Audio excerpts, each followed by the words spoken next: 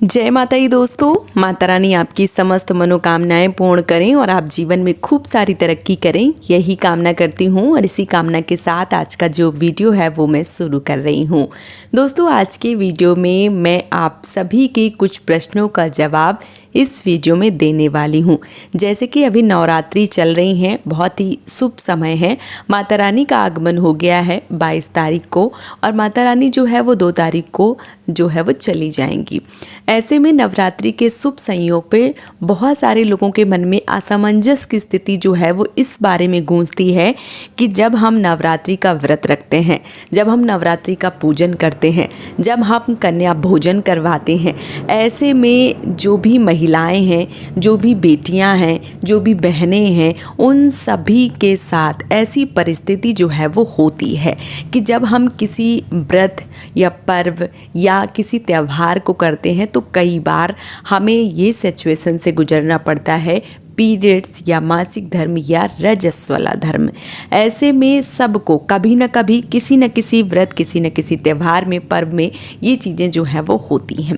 ऐसे में बहुत सारा संशय जो है वो लोगों के मन में होता है कि हमें ऐसी अवस्था में क्या करना चाहिए, कैसे करना चाहिए। जैसे कुछ बहनों के प्रश्न आ रहे हैं कि दीदी जैसे अभी नवरात्रि चल रही हैं, अब नवरात्रि के बीच में पीरियड आ जाए तो हमें कन्या पूजन कैसे करना चाहिए? क्या हम कन्याओं के लिए हलवा पूड़ी बना सकते हैं, नहीं बना सकते हैं, क्या कर सकते हैं, कैसे कर सकते हैं? तो मैंने सोचा चलिए इस पे वीडियो बना दिया जाए, बहुत सारी और बहनों को इससे मदद मिल जाएगी और जो लोग ऐसी अवस्था से गुजर रही होंगी उनको ये वीडियो सुनकर कई बार शांति जो है वो महसूस होगी और उनको भी ऐसी अवस्था में भी पूर्ण फलों की प्राप्ति होगी कन्या खिलाने पर। यानी कि जो कंचक है वो आप खिला भी सकती हैं। ऐसी अवस्था में कैसे खिला सकती हैं, चलिए जान लेते हैं।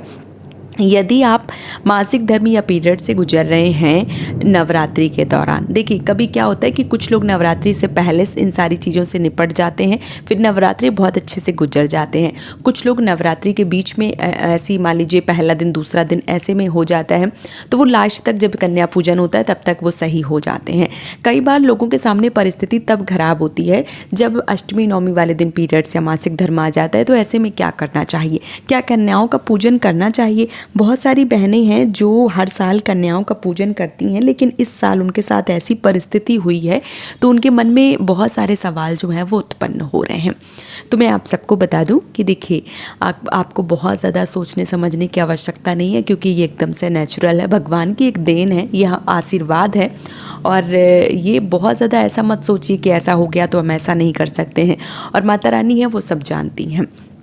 ऐसे में आप यदि व्रत रखी हैं तो व्रत कंटिन्यू कीजिए, व्रत जो है वो आपको नहीं छोड़ना है। यदि आपने व्रत नहीं किया है, पूजा करती थी, तो पूजा मत कीजिए इन दिनों में। अगर आप पूजा नहीं कर रही हैं, व्रत नहीं कर रही हैं, बस आपको कन्या भोजन जो है वो करवाना था, लेकिन ऐसी परिस्थिति आ गई है, आपके मन में जो स्थिति है वो बहुत ज़्यादा असमंजस की है, तो मैं आप सबको बता दूँ कि अगर आप कन्या पूजन करवाना चाहते हैं तो आप कन्या पूजन के लिए जो दही जलेबी है या फल फ्रूट है उससे कन्या पूजन जो है वो करवा सकते हैं। और इसके साथ ही साथ बहुत सारे लोगों के मन में ये समस्याएं आती हैं कि हलवा पूड़ी जो है वो बनाएं या ना बनाएं। तो देखिए, जब हम कन्याओं को भोजन करवाते हैं तो माता के 9 स्वरूपों को हम अपने घर में बुलाते हैं। 2 साल से कन्या से लेकर 9 साल तक की कन्याएं घर में बुलाई जाती हैं और वो माता रानी का ही स्वरूप होती हैं। और उसी तरीके से चाहे वो पैर धोना हो गया, तिलक चंदन करना हो गया, चुनरी बांधना हो गया, आलता लगाना हो गया, गिफ्ट देना हो गया, भोजन करवाना हो गया, या उनको विदा करना हो गया, या उनसे एक तरीके से आशीर्वाद लेना हो गया, ये सब बहुत सौभाग्य की बातें होती हैं। लेकिन यदि आप ऐसी अवस्था से गुजर रही होती हैं तो आपको जो भी कन्याएं आती हैं उनको स्पर्श नहीं करना चाहिए, क्योंकि वो जो कन्याएं हैं वो भगवान के स्वरूप हैं, वो माता रानी के स्वरूप हैं और वो माता रानी ही बनकर आपके घर में आई हैं। तो ऐसे में यदि आप कन्याओं को भोजन करवाना चाहते हैं और ऐसी सिचुएशन है, ऐसी कंडीशन है, तो आप अपने घर में जो भी बड़े बुजुर्ग हैं, सास सास ससुर हैं या देवरानी जेठानी हैं, ननद हैं या कोई पड़ोसी हैं जो आपकी मदद कर सकते हैं, तो उनसे आप कन्याओं को भोजन करवा सकते हैं। किस प्रकार से कि आप बाज़ार से दही, जलेबी इत्यादि खरीद सकते हैं या कुछ गिफ्ट जो है वो खरीद लीजिए। घर पे फल जैसे केला हो गए, अभी सेब हो गए, संतरा हो गए, अनार हो गए, ये सारी चीज़ें जो है वो मंगवा के कन्याओं को खिला सकते हैं। मतलब बाज़ार का सामान जो है वो मंगवा के कन्याओं को भोजन करवा सकते हैं। बहुत सारे लोग दही से, जलेबी से खिला देते हैं, बहुत सारे लोग मिठाई खिलाते हैं, बहुत सारे लोग फल खिलाते हैं, बहुत सारे लोग गिफ्ट दे देते हैं, पैसे दे देते हैं और विदा कर देते हैं। तो वो आप देखिए कि आप किस प्रकार से कर सकते हैं। तो मैं बताऊं आप सबको कि यदि आप कन्या पूजन के लिए सोच रहे थे तो आप हलवा पूड़ी जो है वो ऐसी स्थिति में ना बनावें। आप ऐसी स्थिति में बाज़ार से ही मंगवा के, चाहे वो दही जलेबी हो गया, चाहे वो फल हो गए, वही जो है वो खिला दीजिए। और इसके साथ ही साथ यदि मान लीजिए कि घर में कोई नहीं है खिलाने वाला और आपके सामने ऐसी परिस्थिति बन रही है कि अब आप ऐसी अवस्था में कैसे खिलाएं, तो आप अपने बच्चों से भी, अगर बच्चे बड़े हैं तो उनसे और अपने पति के हाथों से भी कन्या भोजन करवा सकते हैं। और अगर मान लीजिए कि ऐसी कंडीशन नहीं है कि आप मान लीजिए आपके घर में कोई नहीं है कि जो कन्या पूजन करवा पाए, कोई नहीं है, पति भी नहीं है, बच्चे छोटे हैं और पति जॉब इत्यादि करते हैं, तो वो सुबह से निकल जाते हैं, शाम को आते हैं, कई बार बहनों के प्रश्न आते हैं। तो ऐसे में आपको बहुत ज़्यादा संशय की ज़रूरत नहीं है। ऐसे में कन्या फल का पूर्ण फल आप कैसे प्राप्त कर सकते हैं, चाहे आप व्रत रख रहे हैं, चाहे आप व्रत नहीं रख रहे हैं, तो ऐसे में आप पूर्ण फलों की प्राप्ति ऐसे कर सकते हैं कि आप अपने सामर्थ्य के अनुसार, मान लीजिए कि 500 रुपये में आप कन्या खिला रहे थे, सारा धन जो है वो 500 खर्चा होने वाला था, 200 खर्चा होने वाला था, 100 रुपये खर्चा होने वाला था या इससे ज़्यादा। क्योंकि देखिए जो दान है वो कई तरीके का होता है और गुप्त तरीके से भी दान किया जाता है और कई तरीके से दान किया जाता है। तो वो आपके ऊपर डिपेंड है कि आप कितना दान कर सकते हैं। तो यदि आप मान लीजिए कन्या भोजन नहीं करवा पा रहे हैं तो आपको क्या करना है, अपने सामर्थ्य के अनुसार पैसे जो हैं वो निकाल लेने हैं और जहाँ भी भंडारा इत्यादि चल रहा है वहाँ पे दान करवा दीजिए, ताकि कन्याओं के साथ साथ और सारे भाई बंधु और सारी माताएं जो है वो भोजन करेंगी, तो उससे भी आपको पूर्ण फलों की प्राप्ति होगी।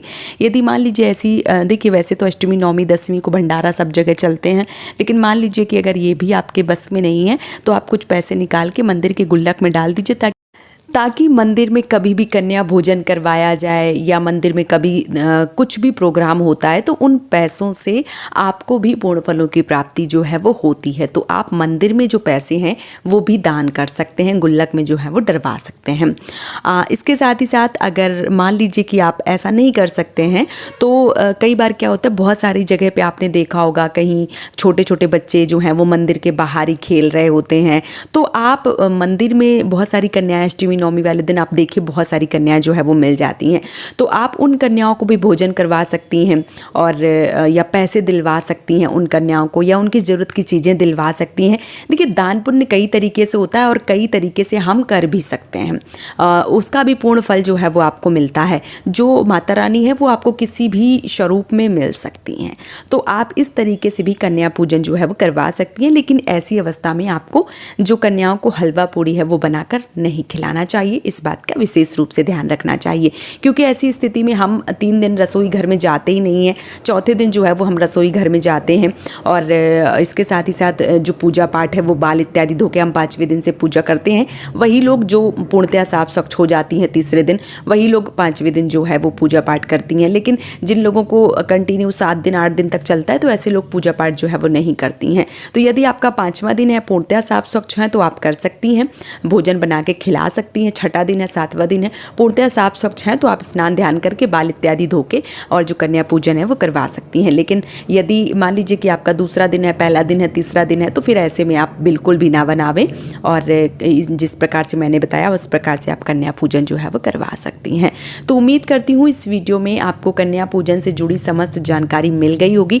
यदि आपके मन में कोई भी संशय है तो आप हमें कमेंट में पूछ सकते हैं और वीडियो पसंद आए तो आप हमें सपोर्ट कीजिए, इस चैनल को सब्सक्राइब करके वीडियो को लाइक करके, ताकि और आने वाले जो भी ट्रेंडिंग टॉपिक, जैसे अभी नौमी आएगी, करवा चौथ का व्रत आएगा, दीपावली आएगी, धनतेरस आएगी, तो जो भी ट्रेंडिंग टॉपिक आएंगे वो सारे देखने को मिलेंगे। इसके साथ ही साथ खाटू श्याम बाबा के कुछ उपाय जो है वो भी मैं अपने चैनल पर डालती हूँ। इसके साथ ही साथ पोथी से यानी किताब से जो कथाएं हैं वो भी मैं पढ़ती हूँ। तो यदि आप जुड़ना चाहते हैं चैनल से और वीडियो यदि आपको पसंद आ रहा है तो चैनल को सब्सक्राइब और वीडियो को लाइक करके आप हमें सपोर्ट जो है वो ज़रूर कीजिए।